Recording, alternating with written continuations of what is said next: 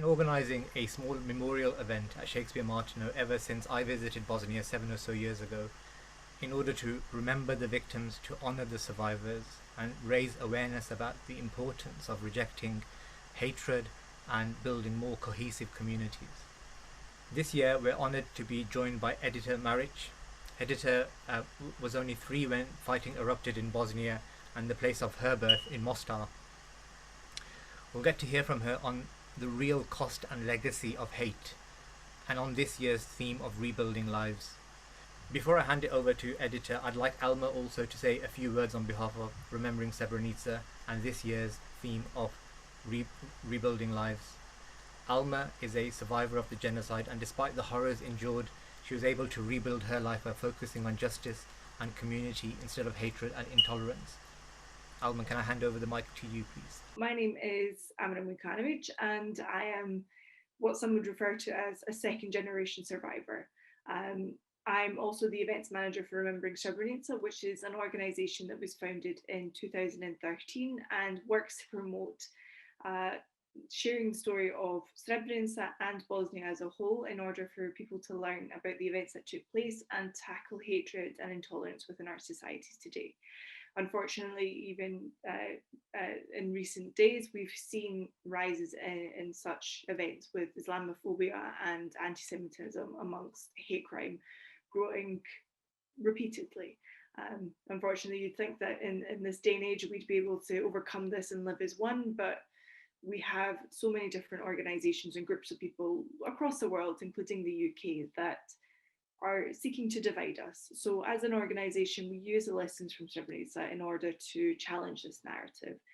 And more often than not, to echo the voices of the survivors that promote peace, despite everything that they've gone through, with some survivors having lost over 100 members of their immediate families, to this day having to search for the remains of their loved ones and fight for even the most basic of rights, for reclaiming their lands and having their human rights upheld. To this day, we're still having court verdicts being held. Just a few weeks ago, Ratko Mladić, arguably one of the orchestrators of the Srebrenica genocide, had his appeal verdict after being on the run for decades. Justice is a very interesting term when it comes to the Bosnian genocide, and I hope that with the wonderful Edita today, you will get an insight into what life is like for a survivor and someone that also lives in Bosnia today and works in the atmosphere. So thank you all once again for coming and for having us and for continuing this tradition, I'd like to say, of hosting an event at Shakespeare Martineau to commemorate the genocide. So besides sharing my personal story today with you, I would also like to provide you with some concrete examples of genocide denial and historical revisionism in our society, as well as the implications. And in the end, I would like to somehow send a more positive note on how we can actually live together, move forward, and at least try to rebuild our lives in Bosnian society. So I was born in Mostar in 1990. For almost 3 years before the 1992 aggression against my homeland, I lived with my parents in Mostar. We lived a happy life filled with love and care. I have no memories, but the photos and memories shared with me by my loved ones who have survived the war confirm so. We lived at a time when it did not matter which side of the city we lived on, or what name, religion, or any other characteristics we were affiliated with. However, what is very important to mention is that we lived on the western side of Mostar, and that we are Bosnian Muslims or Bosniaks. On May 9th, 1993, the siege of Mostar began by the Croatian Defense Council, or HVO, in an attempt to create Greater Croatia and to ethnically cleanse the area of Bosnian Muslims and other non-Croats.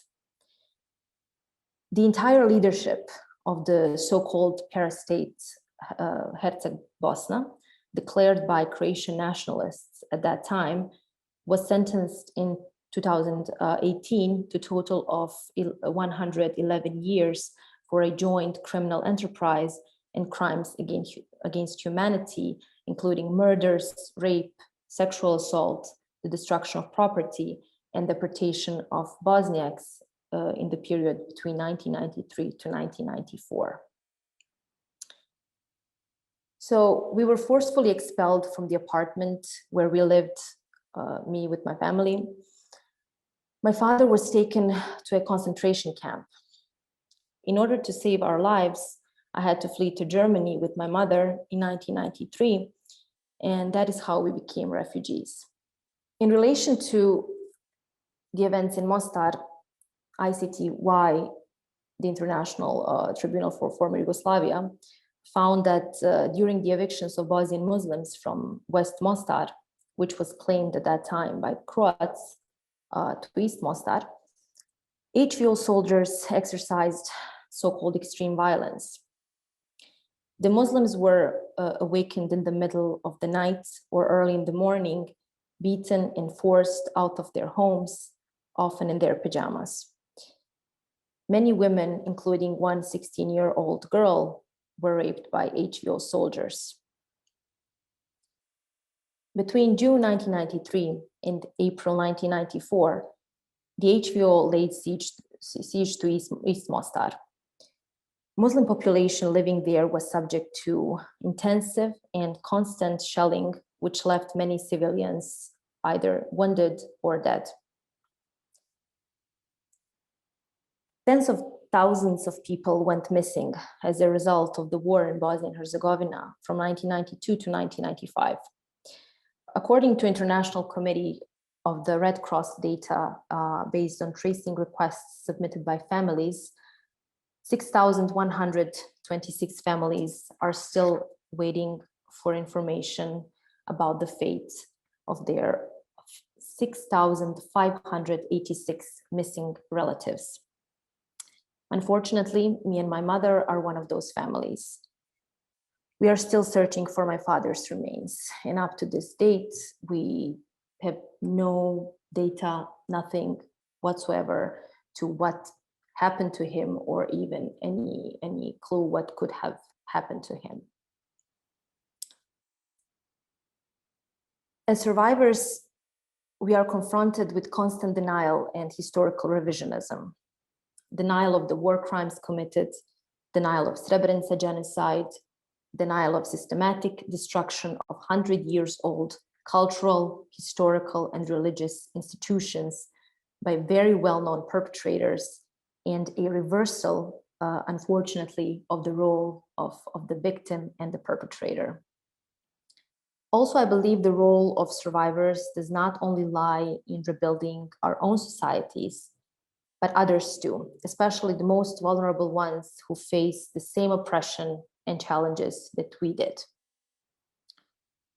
What we can really do is use our experience to make an impact on other refugees around the world, speaking out against hatred and intolerance in an effort to educate future generations.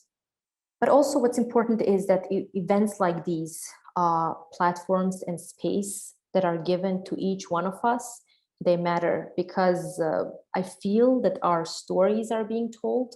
I feel that someone wants to listen, and that this is the way for them not to be forgotten.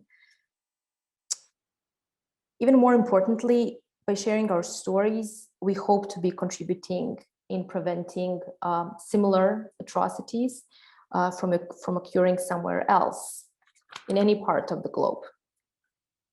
What you will notice, what I have been noticing since I came back to Bosnia all these years, is that none of these survivors of Bosnian genocide incites hatred and calls for new violence, but completely opposite. They always spread the messages of peace and reconciliation.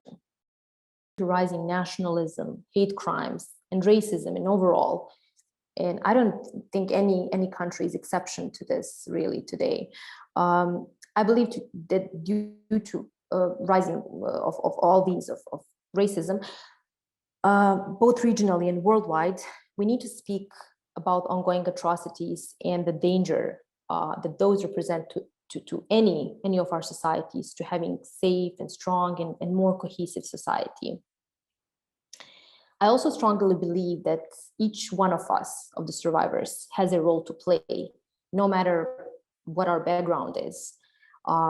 We can do it through our jobs. I mean, of course, it also goes to the governments. I mean, the governmental institutions, the educational institutions, civic society, but it also comes back to each one of us. And what do we really do on a daily basis? Because we can tackle injustice, and we can really tackle denial on daily basis. But unfortunately, we are also witnessing ongoing persecution and ethnic cleansing around the world, as we could see from the events that started in May in Palestine, to Myanmar, to Kashmir, all over the world, and where I see the role of survivors in speaking up on their behalf.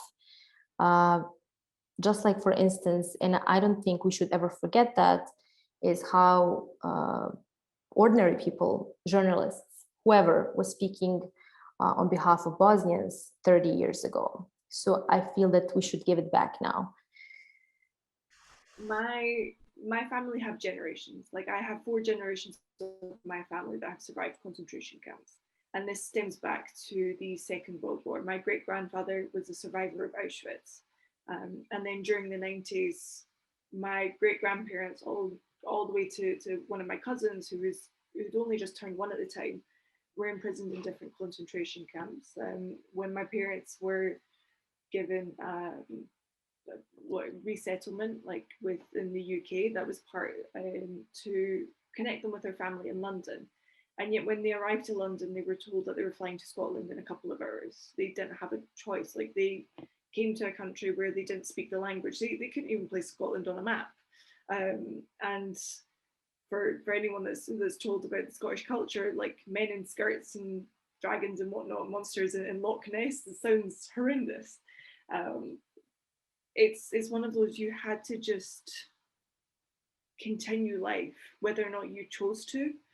And unfortunately, for the majority of people that were displaced in the early years of war, it was a case of learning a language as quickly as possible, trying to find work, because as a whole, the majority of Bosnians will, I'd like to think us as hard workers. They wanted to start earning money. They had no possessions. They had no documentation. They had no connections. They had this belief that they would go back to Bosnia when the war ended. They thought it would be over soon. And then at the same time being hooked to the news to try and find out what was happening, writing letters through the Red Cross to find out where their loved ones were, where they were. Like, my family is spread all across the world, literally from America to Australia. And there were periods of time that my parents didn't know where their siblings were, where their loved ones were, how they were going to get connected. And as life is, things happen even amongst this time. Like, during the period of the war, one of my grandparents were living in Germany whilst my parents were in Scotland, and my grandfather got cancer. And then you have this additional trauma of, how do you go to see your loved ones when you have no documentation, when you have no rights, where you barely understand the language in order to try and go through this process. And then at the same time, when you do go back to Bosnia, it's not the country that you grew up in. Like, before the war, this was Yugoslavia. There wasn't a Bosnia per se, it was just a republic. And you go back, and from the moment that you reach the borders, you feel a difference. Like, I remember one of the first years that we went back, I think it was in 2000, and I was just a child, and our car was followed from the border. I remember there was no bridges, and we crossed the river on a wooden makeshift raft with our car. We came to Bosnia, and my grandmother had a house built by an aid organization and she was amongst one of the first to return back to Kozarac in '98. But there was no electricity. The water was turned off. We were taking water from wells, and we knew that the Serbian perpetrators, the people that had put my parents in concentration camps, were walking free and had never faced trial.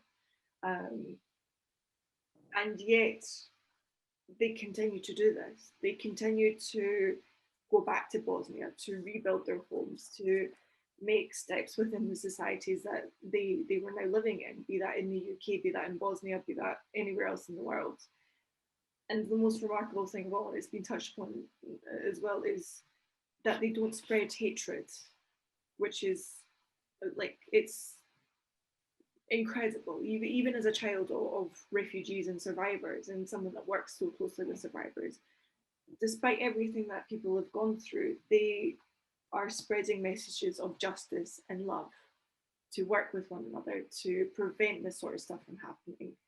And thankfully, at least as far as we're all aware, there hasn't been acts of revenge. And to think of that, to see your perpetrators, to see the people that not only inflicted the worst upon you and your family, but also know where your loved ones are buried. Like, there are so many mass graves across the country, and our family members and our loved ones and our friends are all hidden in these mass graves, and not just as complete bodies, but in pieces, literally moved about by bulldozers in order to cover the evidence. And we are on this constant trail to find out any source of information, to the point that people are being bribed by Bosnian Serbs or any other nationalists, Bosnian Croats from the HVO, being bribed by them for money in order for them to give us the locations of these mass graves. More often than not, that it turns out not to be right. But you long to have your loved ones, to have a place, to have a cemetery or a burial place that you can go and visit them. So it's a constant cycle. Like, I probably haven't answered your question, but there is no answer. And I think that one of the most important things that we can do is to prevent it happening from within our society. Like, Bosnia was so integrated. In Sarajevo alone, you have a cathedral, an Orthodox church, a mosque, and a synagogue all within walking distance of one another, that you can hear the adhan, you can hear the church bells all going up at the same time. Like, they lived as one. People were integrated. People married cross-culturally. People had best friends from other races. It wasn't something that they were concerned about, but nationalism wedged it. It divided them. But I'm also amazed, just like you said, by the strength. My father's first cousin, she passed away 2 years ago. She was in a concentration camp during this time when the siege of Mostar was happening in 1993. So she was in the camp, she was beaten, raped, extremely difficult experience. And I have never seen someone like her fighting so strongly about for these causes and for justice. So she was before the International Tribunal in Hague, and I'm not sure whether in front of another court, but before ICTY definitely. She was also before a national court here in Bosnia for the war crimes and cases on that. So there's such resilience, but at the same time, as I said before, she was never filled with any hatred. She even said, "Okay, I have to do this on behalf of your father and all of the family members that we met, that we lost, because I also lost my uncle. He was killed in 1993 during the conflict, and other really many family members. So she was doing this on behalf of them." But also, she took me to my first day when I started graduating. When I got the scholarship, she took me there because, she wanted this legacy to stay. She wanted to provide me with new experience, and I never heard any word, as I said, intolerance or hatred or anything from her. It was really always just peace. You know, you should be, she was always advising me, like, you should be best in what you're doing, keep on educating yourself, and so on. So it's just, it's amazing. To me, it's still unthinkable how where do they get this strength from? Because I was very young. I mean, I'm somehow living this war throughout the experience of my parents, through what happened to my father and through trauma of my mother, but just being so affected, so directly affected, you know, by the war crimes, and still having resilience, and still just being so strong. It's just incredible. There's so many takeaways from your testimony, and the testimony of Amra, and for the people attending and the people sort of listening to this on social media. I think if there was one key message that you'd like for them to take away, what would that be? Stay aware of what's happening around us. Let's not be ignorant, because what's really happening to let's say Palestinians at this moment, it's something that really deeply affects us, and I think we should do whatever we can, and sometimes it takes time, but let's just raise awareness about any cause. It doesn't really have to be, this is something that's close to me, that's why I'm saying it, but any cause that they think is worth fighting for, I think they should, because it matters. At the end of the day, it matters. To me, it matters that I had you and all other participants today here listening to my story, and that really matters, and thank you for that.